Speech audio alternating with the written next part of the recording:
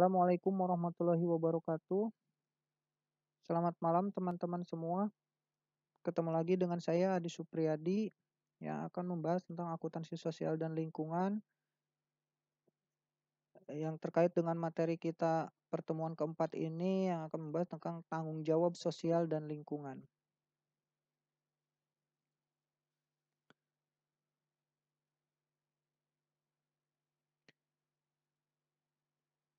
Yang pertama adalah kronologis teori dan konsep CSR.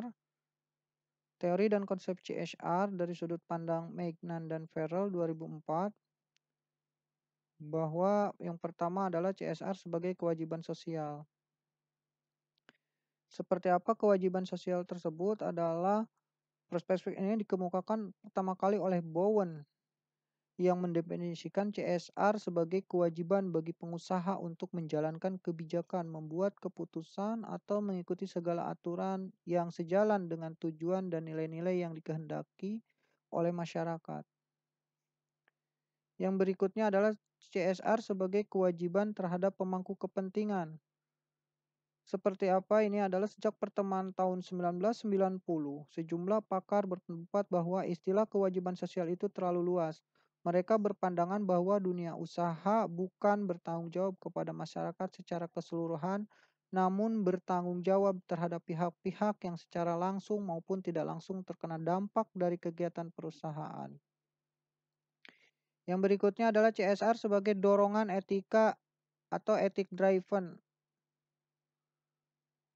Pandangan bahwa CSR sebagai bentuk tanggung jawab sosial maupun tanggung jawab terhadap para pemangku kepentingan menunjukkan bahwa praktek CSR dimotivasi oleh kepentingan pribadi agar dunia usaha mendapatkan legitimasi di antara konstituen-konstituennya. Yang berikutnya adalah CSR sebagai proses manajerial. Ketiga perspektif tersebut menjelaskan faktor-faktor yang mendorong dunia usaha untuk melaksanakan CSR.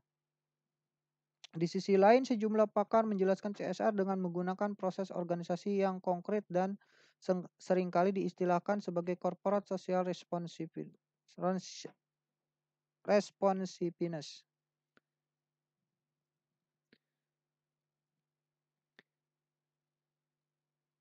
Salah satu rumusan CSR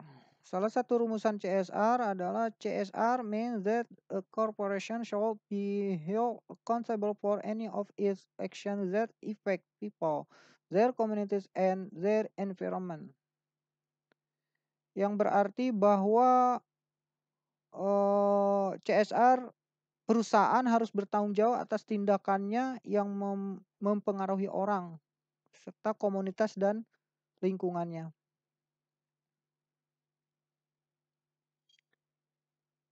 Prinsip derma dan prinsip perwalian sebagai faktor pendorong lahirnya konsep CSR tahap awal.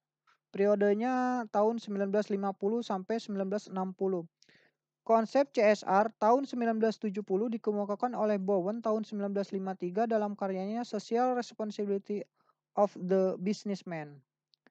Howard R. Bowen, the father of corporate social responsibility, merumuskan konsep tanggung jawab sosial sebagai berikut. Kewajiban pelaku bisnis untuk menjalankan kebijakan mereka untuk mengambil keputusan tersebut atau mengikuti garis tindakan yang diinginkan berdasarkan tujuan dan nilai masyarakat kita. Perbedaan prinsip derma dan prinsip perwalian.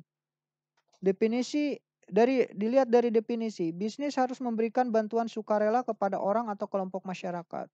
Menurut prinsip perwalian, bisnis yang bertindak sebagai wali publik harus mempertimbangkan kepentingan semua orang yang dipengaruhi oleh keputusan dan kebijakan bisnis. Yang berikutnya adalah jenis aktivitas filantrop. Jenis aktivitas. Yang prinsip derma adalah filantropi perusahaan. Yang kedua, tindakan sukarela untuk mempromosikan kebaikan sosial. Menurut prinsip perwalian, mengakui interdependensi bisnis dan masyarakat, menyeimbangkan kepentingan dan kebutuhan berbagai kelompok masyarakat.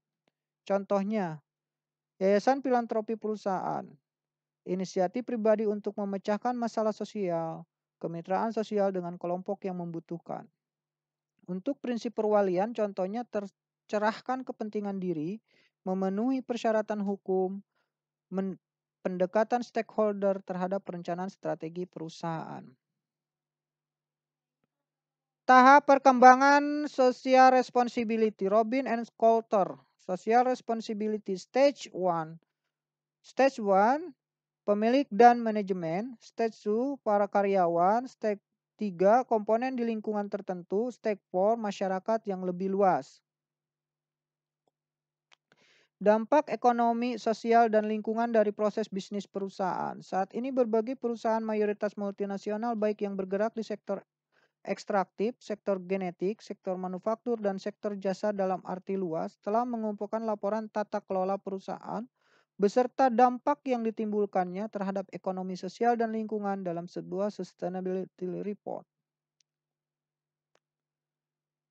Dampak ekonomi, sosial, dan lingkungan yang ditimbulkan operasi perusahaan menurut Global Reporting Initiative tahun 2001.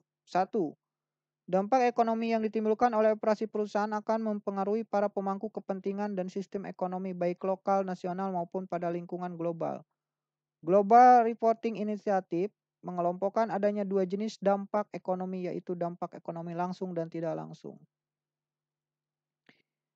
Global Reporting Initiative menyebutkan 3 aspek yang harus dikaji untuk mengukur dampak ekonomi dan dari operasi perusahaan. Yang pertama, kinerja ekonomi.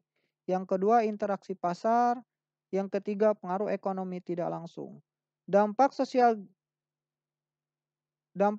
Global Reporting Initiative membagi dampak sosial ke dalam 4 kategori. Yang pertama, hak asasi manusia. Yang kedua, tenaga kerja. Yang ketiga, masyarakat. Yang keempat, tanggung jawab atas produk atau products responsibilities. Sekian paparan dari saya. Kurang lebihnya mohon maaf. Terima kasih. Wassalamualaikum warahmatullahi wabarakatuh.